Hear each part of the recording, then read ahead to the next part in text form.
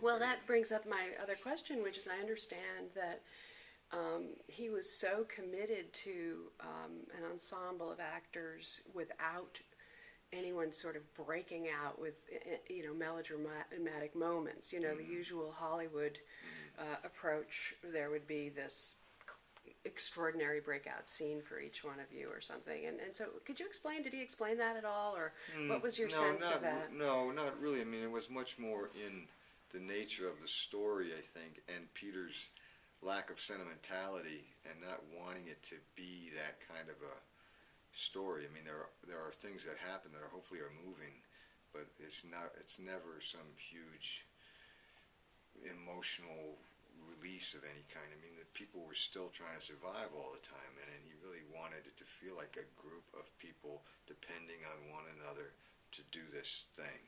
You know, it was about humanity being shared, and it wasn't about any individual as much as it was about the group dynamic and the survival. So I mean, and even in the cutting, I think he was very, wasn't in the cutting room, but knowing what we filmed and what he chose to leave out or to put in, I think he was, I haven't talked to him about it, but it seems that he was very conscious about trying to keep it balanced with everyone. Because you could have made the story about Jim, you could have made it ordinarily more about he me, would you have could been, have made it about, really focused on Saoirse when she comes in, or Valka, the Colin Farrell character. So, and there were a lot of moments that some of the other guys had, the Romanian actors and Gustav Skarsgård, the tall, thin fellow, that there were a lot of moments that those guys had that aren't in the movie. And there's a lot of things that all of us did that aren't in the film. But he didn't want to make a 4-hour film, which he could have easily.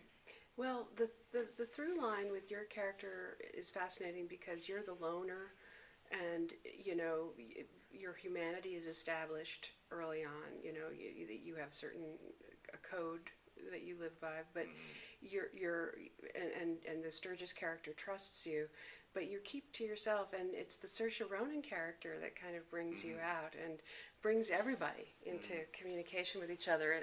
The woman. Could you talk a little bit about how that worked in the dynamic?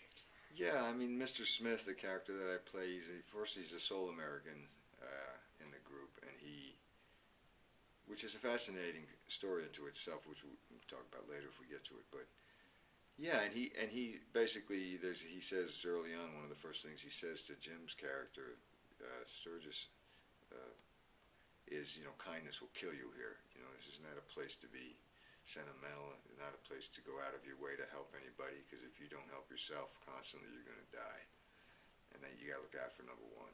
That's the bottom line here, is what he's saying subtextually, And so when they decide to escape, and he even says to him, I'll go with you if you're really serious about it, because I know if something happens to me, you'll help me out, because you have that's part of who you are. You're a kind person. And so Smith goes with he's with the group and all, and he stays pretty much by himself. But I mean, he contributes. He gets firewood. He helps. But he's not being chummy, camaraderie with anybody. And then they meet this woman who has escaped from so she says, from a women's camp. And my character doesn't trust her. Doesn't think we should bring her along because she's another mouth to feed, and we're having trouble staying alive as it is.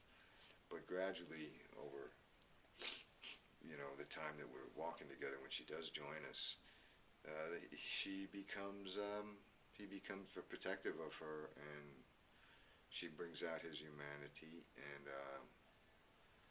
he becomes a lot more human and a lot more able to share with the others. I really like this stuff that with Saoirse and I. It was very, I don't know, it was moving to me to share that, It's moving in the movie. To have somebody, a character who who opens up a little bit.